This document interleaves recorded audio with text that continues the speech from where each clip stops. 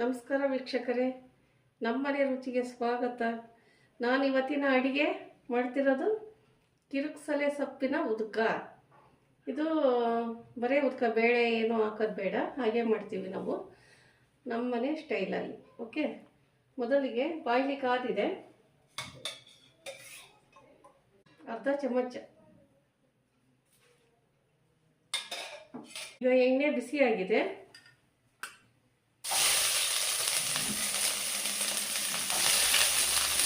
ಇದು ಬ್ರೌನ್ ಆಗಬೇಕು ಈರುಳ್ಳಿ. ಕಿರುಕ್ಸಲೆ ಸೊಪ್ಪು ಹಾಕ್ತಾ ಇದ್ದೀನಿ ನೋಡಿ. ಇದು ಎರಡು ಕಟ್ಟಿದೆ ಸೊಪ್ಪು. ಎಲ್ಲ ಕ್ಲೀನಾಗಿ ಸೋಸಿ 4 ಸರಿ ತೊಳೆದಿದ್ದೀನಿ ಸೊಪ್ಪಿದು. ಒಂದು ಸ್ಪೂನ್ ಉಪ್ಪು. ಈಗ ಮಿಕ್ಸ್ ಮಾಡೋಣ. ಈಗ ತರಿ ರುಬ್ಬಿ ಆಗಿದೆ. ತೆಂಗಿನಕಾಯಿ ಹಾಕ್ತಾ ಇದ್ದೀನಿ. ಒಂದು ಅರ್ಧ ಗ್ಲಾಸ್ ನೀರು ಹಾಕ್ತಾ ಇದ್ದೀನಿ.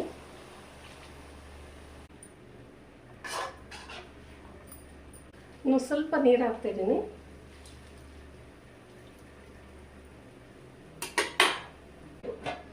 ಒಂದು 10 ನಿಮಿಷ ಬೇಯಬೇಕು ಸೊಪ್ಪಿದು. ಅಷ್ಟರೊಳಗೆ ನಾವು ಇದಕ್ಕೆ ಮಸಾಲ ಜೋಡಿಸ್ಬೇಕಲ್ಲ. ಈಗ ಹಂಚು ಬಿಸಿಯಾಗಿದೆ. 2 ಸ್ಪೂನ್ ಜೀರಿಗೆ ಫ್ರೈ ಮಾಡೋಣ. 2 ಸ್ಪೂನ್ ಜೀರಿಗೆ. ಪಟ ಸಿಡಿಬೇಕು. ಇದು ಜೀರಿಗೆ.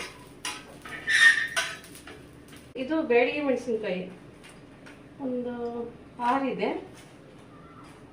ಇಷ್ಟು ಮೆಣಸಿನ್ಕಾಯಿ ಬೇಕಾಗುತ್ತೆ ನಮಗೆ. ನಾವು 6 ಜನಕ್ಕೋಸ್ಕರ ಮಾಡ್ತಾ ಇದ್ದೀನಿ. ಇದನ್ನು ಫ್ರೈ ಮಾಡಬೇಕು.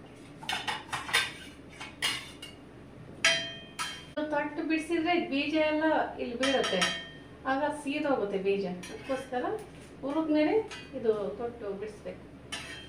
ಇಷ್ಟು ಫ್ರೈ ಆದ್ರೆ ಸಾಕು ಮೆಣಸಿನ್ಕಾಯಿ. ಈಗ ಇದಕ್ಕೆ 2 ಟೊಮೆಟೊ ಹುರಿಬೇಕು.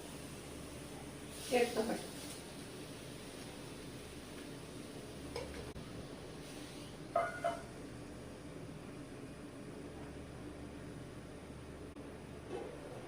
ಮಿಕ್ಸ್ ಮಾಡೋಣ.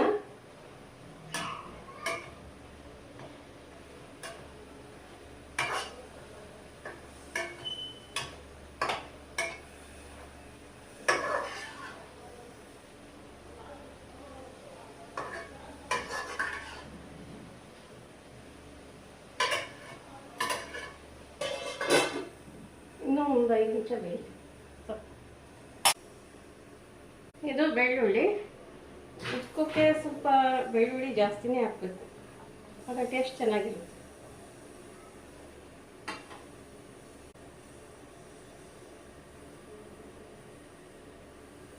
ಬೆಂದಿದೆ, ಇನ್ನೊಂದು ಸೈಡ್ ಬೇಯಿಸ್ಬೇಕು.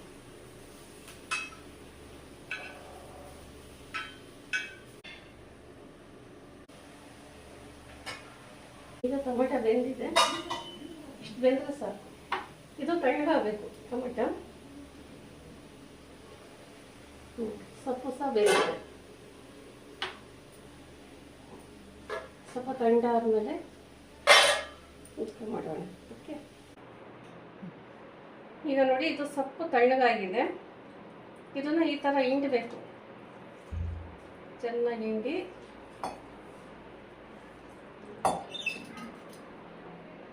ಒಂದು ಪಾತ್ರೆ ಒಳಗೆ ಹಾಕಬೇಕು.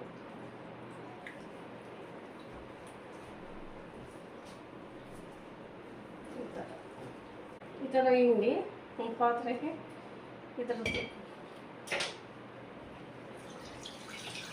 ಈ ಉದ್ಕನ ಈ ಥರ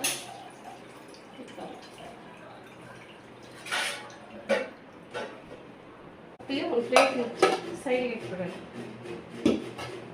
ಈ ಉದ್ಕೋಕ್ಕೆ ಬೇಕಾದಂಥ ಮಸಾಲೆಗಳು: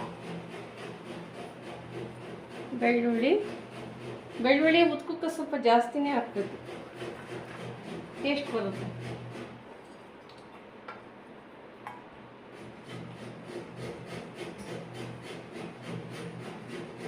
ಸ್ವಲ್ಪ ಹುಣಸೆ ಹುಳಿ,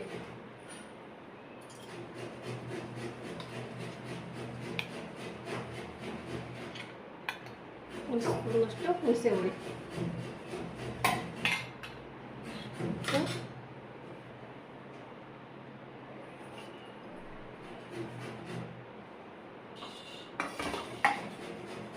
ಕಟ್ ತೆಗಿಬೇಕು. ಈಗ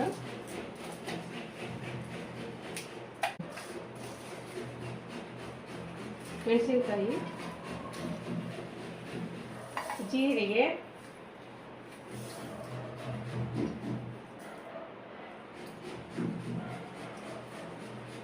ಪೇಸ್ಟ್ ಮಾಡೋಣ.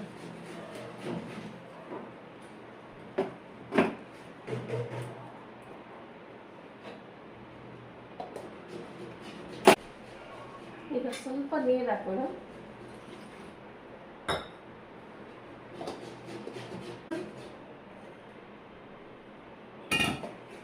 ಇದಕ್ಕೆ ಹಾಕೋಣ ಉಪ್ಪು. ಸ್ವಲ್ಪ ಗಟ್ಟಿ ಇದೆ.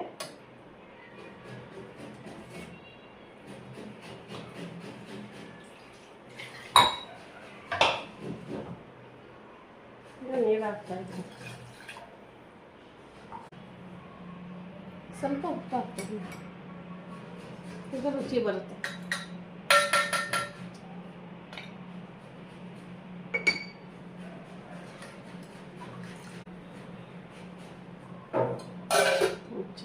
ಮುಚ್ಚಿದ್ದೀನಿ. ಪ್ರಿಯ ವೀಕ್ಷಕರೇ, ಇದೊಂದು ಅಡುಗೆ ಕಿರುಕುಸಲೆ ಸೊಪ್ಪಿನ ಉದ್ಕ ಮಾಡಿದ್ದೀನಿ, ಮಾಡಿ ನಿಮಗೆ ತೋರಿಸಿದ್ದೀನಿ. ಇದು ಹೇಗಿದೆ ಅಂತ ಕಮೆಂಟ್ ಮೂಲಕ ನೀವು ತಿಳಿಸಿ. ಹಾಗೆಯೇ ಶೇರ್ ಮಾಡಿ, ಲೈಕ್ ಮಾಡಿ, ಸಬ್ಸ್ಕ್ರೈಬ್ ಮಾಡಿ. Thank you.